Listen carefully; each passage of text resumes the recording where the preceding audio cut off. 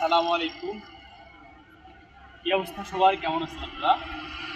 আজকে চলে আসছি চট্টগ্রাম নতুন ব্রিজে।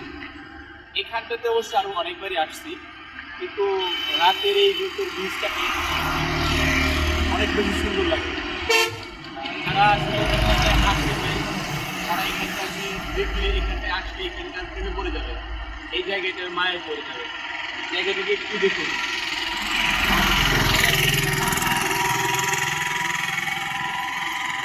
দেখেন একদম পুরো ব্রিজটা, জায়গাটা একদম অসাধারণ।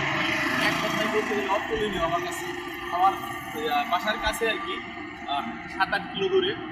আমার যখন আর কি ভাল লাগে না, আমার যখন একাকী ফিল হয়, আমি তখন চলে আসি এখানে।